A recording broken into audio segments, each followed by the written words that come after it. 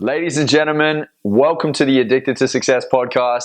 I have the man of the hour, the man of the week, the man of the month, Preston Smiles. There you go, the life of the party. So, Preston, man, I'm so proud of you, dude. You've just launched your book alongside your beautiful wife to be, Alexi Panos. That's my boo. She launched her book. Right? And your book now here is 33 Ways to Amplify Your Life. The book title is Love Louder. All right? Turning the volume up. Make sure you pick it up. Amazon, Barnes & Nobles, and probably everywhere else and every other bookstore around the world because it's that dope. Pick it up. Get it. Get her done. So look, dude, you've been talking to me for a little while about this book, and you've been putting it together. I know you've already written the next one. You guys just move at such a fast pace because you're just all about it, and you're hustling, and you're making it happen. Yeah. If you could think back to what this book is actually about, man, what would you say really sums up Love Louder? What does it mean to you? Well, for me, man, it all comes back to the one thing, the only thing that is an absolute truth that I believe that we have in this world, because there are very few facts in the world. Most of the things we operate from are stories, and they're not actually facts. They're not truth with a capital T. But love is the one thing that binds us all together. Love is the one thing that nobody, no religion, nobody can deny, that love is our essence. And for me, I just cut out the middleman. So this book is about amplifying our love so that we can amplify our lives. I've found that throughout my journey, from being in a gang and cheating my way through college and, sort of being like you when it comes to women, because you're... Oh, come on, man. Throw me under the bus like that. I didn't say anything. I didn't say it. It's all lies. I don't even know where I was going with that. You see, you didn't make me forget about what I was actually saying. But the bottom line is that love is our essence. It's our truth. It is. And for me, I have a deep understanding that underneath all of the stories that we have about each other, gay, straight, white, black, Christian, Muslim, Aussie, New Zealander, Aussie, oi, oi, oi. Underneath all of that is our truth, which is love. Amen to that. I believe it. I always ask at the end of every interview, everybody that listens to the podcast and sees the videos knows that I ask the whole, what would your last 30-second speech be, right? Mm-hmm. And you have the greats like Lisa Nichols and Tony Robbins and Michael Bernard Beckwith and, all these amazing people. Preston Smiles, Lexi Panos, obviously, and Joel Brown. You got to add us in the greats, The new millennials, right? But everyone seems to have this theme of love. Yes. It's just love at the bottom of it all. It's like that's the thing that shines through everything. Yes. And so when you're coaching, when you're speaking, is this really your compass? Is love your compass? Do you feel like that is really where you come from at all times? You go back to that? At all times? No, not even close. When I say that I'm in a practice that is definitely more heightened than probably 99% of the world, absolutely. Yeah, I definitely am in a perfect workout with myself when it comes to returning to love over and over and over again, the context of love. Because see, there's two different things when I speak about love that I'm speaking about here. So it is my belief that we swim in love, that we can't be outside of love, that love is the very essence. It's that in-breath and it's that out-breath. All of it is love. That which we label bad, that which we label good, the profane and the profound, all of it is love. Right? So that's my philosophical shot of awe, as Jason Silva would call it, right? And then there is the context of love. That is moving from love. Now, when somebody cuts me off when I'm driving in my car and one of my fingers gets extended, sometimes I'm not coming from the space or the context of love. So if I'm flipping somebody off, I have to keep remembering and reminding myself and shifting back to, and that is the practice, and that's why I wrote this book, Love Louder, 33 Ways to Amplify Your Life, because it is, these are tips, tools, and insights on how to create, just like we go to the gym, like you have some pretty big biceps, dude. I think I'm sexy. I'm sexier than you, but your biceps are pretty big. Sexy, what do I call it? Sexy chocolate drop, right? Chocolate. So, you go to the gym and you do like this over and over again. You curl until your bicep gets bigger. Yes. And this book is like curling for the soul. Your love muscle. Yes.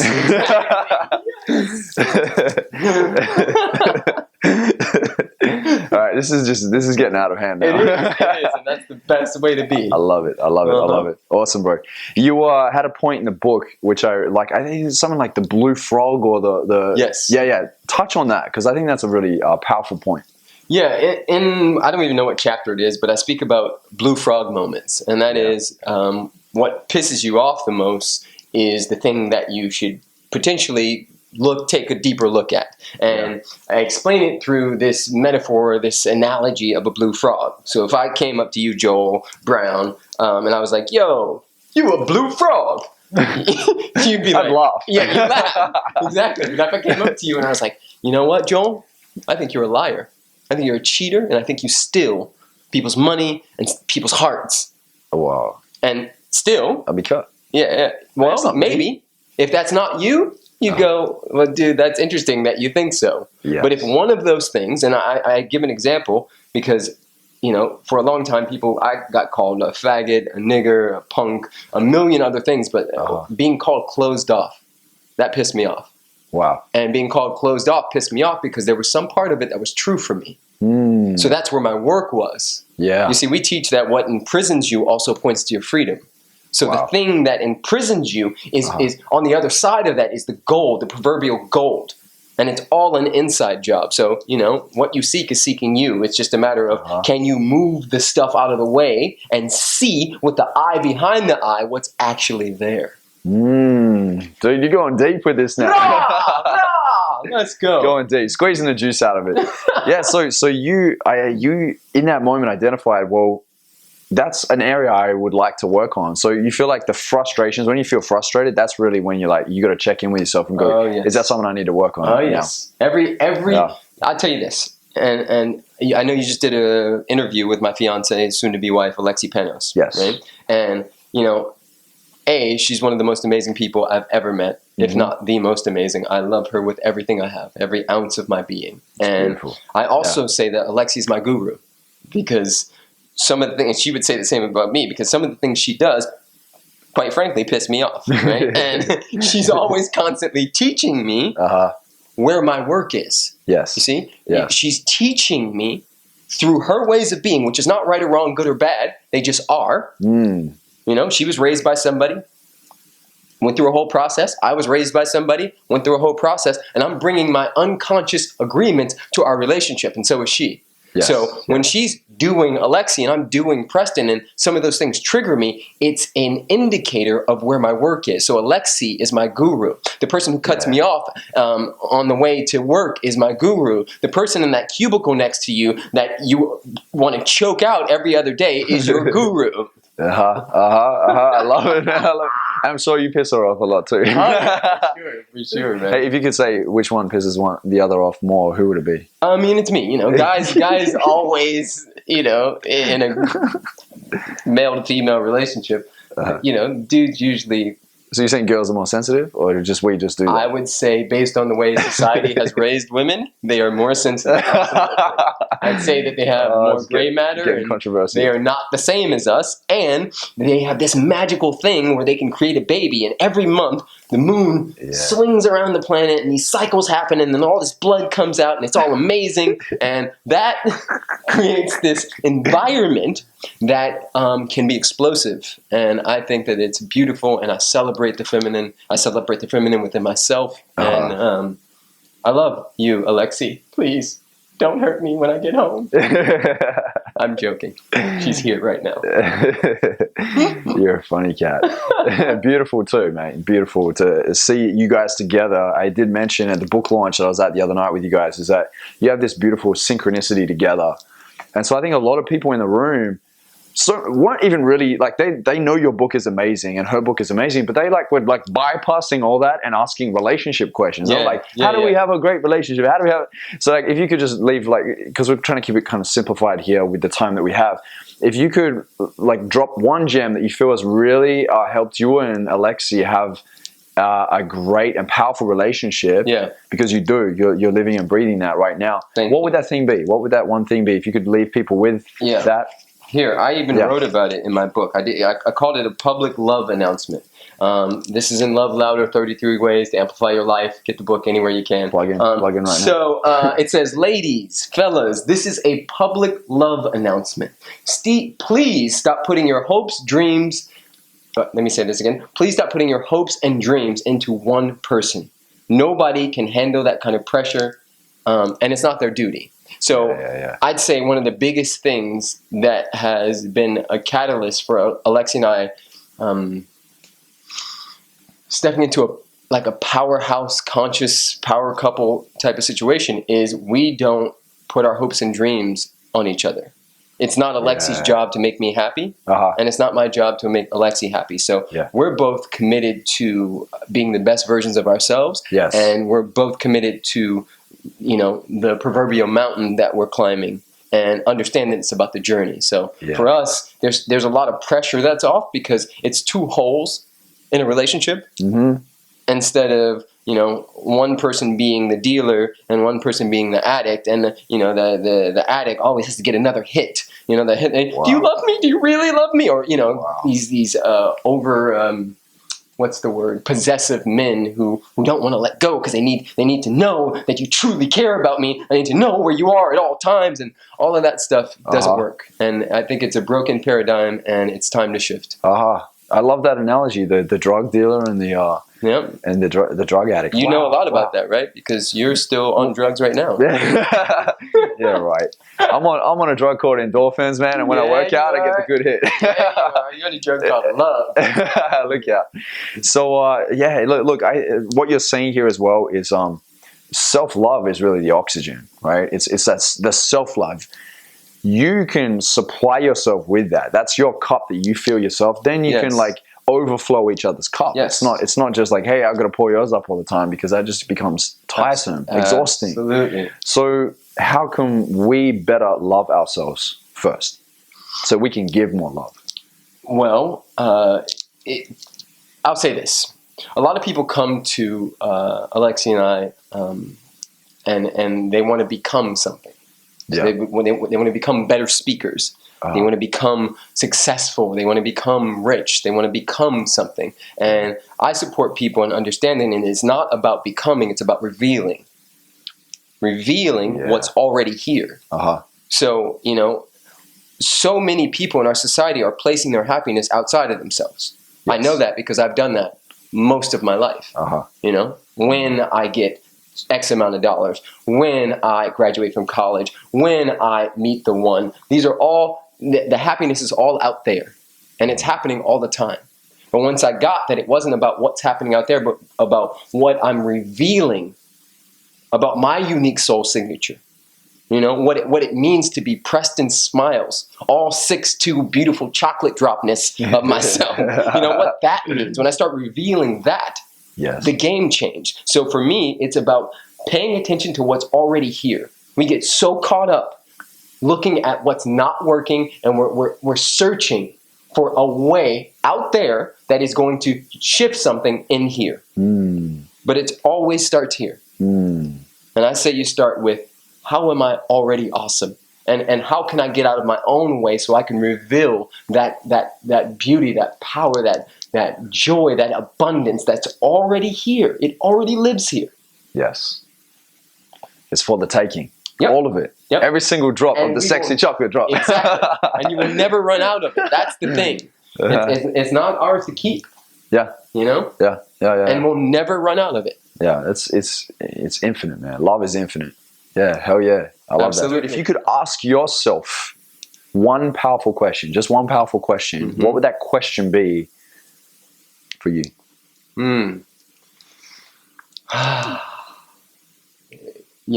I love this because powerful questions call for powerful answers. I have a chapter in my book about that. The question easily would be, what would love do now? And I would ask that question because it forces God, Google, whatever you want to call it, to find the answer. And it places me in a situation where no matter what's happening on the outside, that I have to find what love would do now. And I love the now part, because it doesn't place it somewhere else. It's not in 15 minutes. It's like here, now. Yeah. What would love do right now?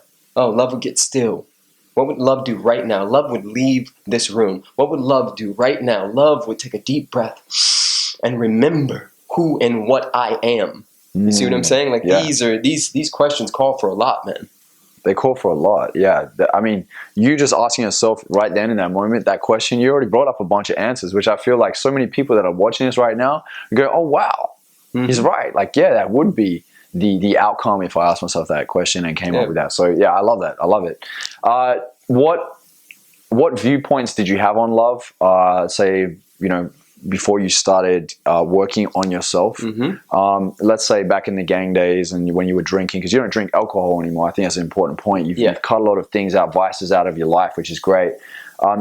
When you were back in those days, like, how did you view love then to like how it is now? What's that big mistake that you used to make when it was like around the idea of love? So I'll say this: what you put in is what you get out. Yep. And that is not just, you know, when it comes to what we put over our lip and into our mouths, but it also comes to what we're listening to and what we're watching. Yeah. So right now, and can I curse on here, or is it tricky? Or you can, yeah. Okay, so I'm just going to repeat some lyrics. Reason. So yeah, with reason. So if corrupt gave a fuck about a bitch, I'd always be broke. I never have no mother endo to smoke. I get sloped and loony, but you can't do me. See, lyrics like this are still in here. Right? Yeah. That is 20 years later, I still remember those lyrics. So you can only imagine, and there's lots of them. And the library that's in your body is holding that. Holding all of it. Yeah. So I think back to the 10-year-old, 11-year-old, 12-year-old, 15, 17, 21, 23, 26-year-old Preston that had been filling my cup with all of this not so forward loving music and television. And of course I cheated on my girlfriend. Of course I didn't believe that real love existed. Of course I was lost and out of my mind and nowhere close to what I'm experiencing right now. You see what I'm saying? Yeah. So the answer to that is I was so brainwashed and conditioned, and it's why I'm so fired up about the work I do now. It's why I would write a book called Love Louder, because for me, this is the stuff nobody was talking about back then. And if they were, it was happening in boardrooms with Caucasian men who happened to be between 35 and 55, right? So for me, I didn't hear this. Nobody I knew heard this type of stuff. So the Joel Browns, the Preston Smiles, the Alexi Panos, we didn't exist when I was growing up. So for me, it's a must. It's a crime against humanity for me not to step into the bigness of who I am and wave the flag everywhere I go. Yeah, you're amplifying that inner thing that's in you, that gift that you have, you've discovered it, and you're amplifying it and sharing it with the world. Absolutely. And what I love that you hit on there was, it wasn't there, so you created it. Wow. Absolutely. Wow, that's what you did. Yeah. You know that, right? You created it. Yeah, and we all have that opportunity to create what it is that we feel is missing in the world. We have solutions we can bring, and when you are aware, like Alexi says quite often, is like the self-awareness, really getting familiar with who you are and what you have to offer. You can mold and twist it and create this like genius thing that the world has never seen, or a version of it that the world has never seen, and you could change the game forever. For sure. And so what I love is when you share the story about how you were going to these self-development events and you wanted to be a speaker. Yeah. Just fill us in on that, man, because like that in itself is like, it's so cool, dude, because you went left when everybody else went right, even though you pretty much had the whole world telling you had to be this person. Yeah, for sure. Yeah. So what Joel's referring to, and this is not just for me, and I'm sharing this for anybody out there who's in a position of wanting to create something that doesn't necessarily look like you or sound like you. So I knew that it was my duty. I knew that it was my calling to step out, write books, speak, do videos, do all kinds of stuff. I didn't know exactly how that was going to formulate. Yeah. So I researched. I did some research and I found motivational speakers, and I went to some speaker boot camps, and there was two particular times where I went to, and I won't name this person or their boot camp, but they do follow me now and ask me for advice, which is hilarious. And it's perfect and it's all beautiful. And I get why they would tell me this. But I stood up on a microphone and I basically said, you know, my name is Preston Smiles. I just created something called the Love Mob, and I want to speak about love. And, you know, I want to educate people on love and how powerful it is and how, you know, this is the one truth on our planet. And the guy looked at me and he said, nobody will ever buy love. Wow. You need to do peak performance or leadership speaking. and then... Why? Because Tony Robbins did it. Yeah, exactly. People, like whoever was crushing it in the industry at the time, right at the top, oh, you have to do that if you want to be successful. Yep. That was his belief. Yep. Wow. So to make a long story short, I took that on. It didn't feel good for me. Yeah. But I took it on. And I went and got a coach, and that coach helped me call myself America's #1 self-esteem coach or something like that. Oh, come on. And I did it for like 2 weeks, and I was like, dude, this sucks. How was your self-esteem after that? My self-esteem sucked. You ran out of steam on that one. Exactly. And there was a point where I was like, you know what? If this thing is going to crash, it's going to crash on my terms. So I burned the boats and I jumped. And you know, it wasn't a full-fledged jump in the sense where I just quit every job and all that stuff, because I want to make this clear. This whole thing is a journey and a process, an unfolding, never-ending process. And we will all be in one, no matter what level, no matter how many zeros we get in our bank account, no matter how many times or you meeting the one, you'll always be in a process. So for me, I had that understanding that it was time for me to do it how I would do it. Yeah. But I still knew that I wasn't ready. Yeah. I knew that I couldn't hold it yet. Yeah. So I jumped in, but I kept my side job. I jumped in and I still taught surf lessons. I jumped in and I still hustled and did whatever I could on the side so I could be pouring my money into my dream, into my passion. You were willing to play the long game. Yep. We talk about this a lot, about mastery, not dabbling, mastery. Yeah. And I think one of the things is a lot of people aren't patient, man. They don't practice patience. Yeah. Patience. So how do we become more patient? When it comes to our vision for success and when it comes to most things in our life, how do we become more patient? Yeah. You know, I also speak about that in this book. It's understanding. And if you haven't heard this before, let me be the first to tell you that you'll never get there. Yeah. Because every time you get there, there'll be a new there that you declare. So understanding that it doesn't matter. A, you can't fail. Yep. B, you'll never get there because you'll be 80 years old still saying, well, you know what? I made it to 80, but I'm trying to go for 85. There'll always be something you're still striving toward. That's the nature of humans. Yeah. That's the nature of who we be. We're always going to have desires. We're always going to want to better our best. Yes. So understanding that, it's about taking the journey and having fun in the now. Yeah. It's about being present in the now, understanding that, you know, if we had instant manifestation, it would be so boring. If I said, you know, I want $1 million and then bing, $1 million popped up, yeah, I'd be really excited for a minute. And then it'd be like, well, dude, like there was no journey to that, you know, and then there would be no gratitude for it. Yeah. The polarity, the journey, the only way up a mountain is to put your feet on the cracks and crevices. Is to use rocks to push yourself up. If the mountain was smooth, then it would suck. You just slide down all the time. You're coming up with these like creative little analogies on the spot, man. I love it. Yeah. There you go. Let's talk about creativity real quick, because you and Lexi shoot a lot of really amazing videos with a lot of original content. So how do we get ourselves into a creative space to write a book like this, to shoot videos the way that you guys do? I mean, the videos you put out, you get like 20,000, 40,000. Just follow these guys on Facebook, Preston Smiles, Alexi Pounds. Follow them because they're pumping out videos like once a week. You're out there, and they're high quality, really deep videos that are insightful, and they get lots of shares, lots of engagement. But how do you keep yourself in a creative space? For me, number one is the F word, which is fun. I'm constantly making sure that I schedule in fun, that I schedule in play, that I don't take any of this stuff too serious. You know, like some of you guys may have started this podcast and been like, that dude has way too much energy. What's up with the sounds and the bloops, bloops, bloops, and all those things? And like, I totally get that if that's not for you. But for me, it's fun. I'm actually having fun with my friend Joel, period. Right? So whether this camera is on or off, we play like this all the time, you know? Dude, there's no ice. You're always breaking the ice in every moment you can. You're like, there's ice there, let's break it. So the creativity comes from not taking it too serious. Yeah. You know, it's like, oh, okay, remember what, and I say this, there's a part of all of us that has never been hurt, harmed, or endangered. Uh-huh. You know, there's a part of you, there's a part of me that is still innocent, that's still sweet, that's still playful. I don't believe that, but no. There is. No, it's true. It's true. There's something in there. Oh, for sure. And I do my best to continue to tap into that. And the more, just like with this bicep and these triceps and these pectorals, the more you work them out, the more access you have to them.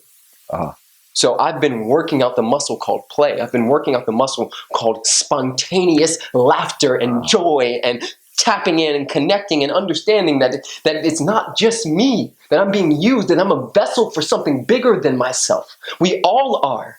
And when you can bring an awareness to that and then still get that none of it matters because the only thing that matters is the breath, is life, then there's flow. And there's creativity. Yeah. You know? You clear the channels and just everything comes out. There's that ease there. Yes. You know what it is? Ease to be you. You know what it is? The law of circulation. So our science has now proven that nothing is transitory, that everything is always in flux, always changing. And those who tap into that and stay in the flow, you see, most humans have things happen and they cut the flow off. Yeah. You know, they have an argument with a friend or a loved one, and they cut the flow off.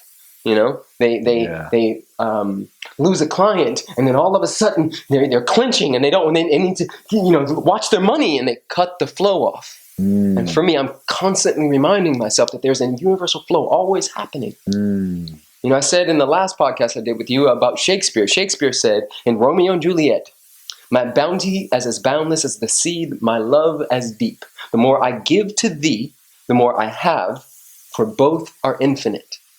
For both are infinite. Shakespeare understood it. He understood the law of circulation, that it's infinite. The more I put flow out there, it just circulates. It always comes back. Yeah.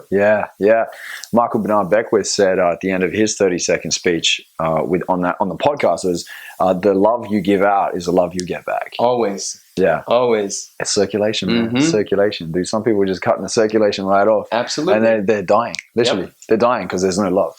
Wow. Yeah. Dude, if you could really leave us with one result that you just wish or your desire is for those that read this book, Love Louder, what would that result be? What would you like people to walk away with? If you can't see this because you're listening to it in a podcast, I'm smiling really hard. That's it. You know, if somebody reads my book, our book, because the book was not, it was inspired by humanity. Yes. If somebody reads our book and they leave with a smile on their face and some hope in their heart, I've done my job. Yeah. Yeah. That's beautiful, dude. That's beautiful. I wish every author felt that and spoke like that. They're like, I could be on New York Times bestseller. I need someone else to write the book for me, and then I can make a bunch of money. No names. So yeah.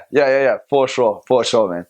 Dude, if you were to deliver your last 30-second speech to the world, you knew this is coming. Yep. What would that last 30 seconds sound like? It would be like this. Woohoo! That's it.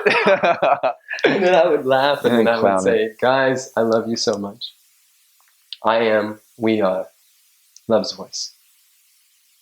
Go forth and be plenty. Yeah, love it. 10 seconds. That's all you had to do, man. Drop the mic. Let's go. All right, guys, make sure you pick up Love Louder by Preston Smiles. It's in Amazon. It's in Barnes & Nobles. It's all over the net. Google this dude. You got a whole bunch of social media channels. Just Google him. He's everywhere. Love you guys. All the best. Check it out. Appreciate you, Joel. You're a rock star. Thanks, brother. You're also a slut. We are so not adding that at the fucking end, mate. You can cut that out. I think you're going to cut it.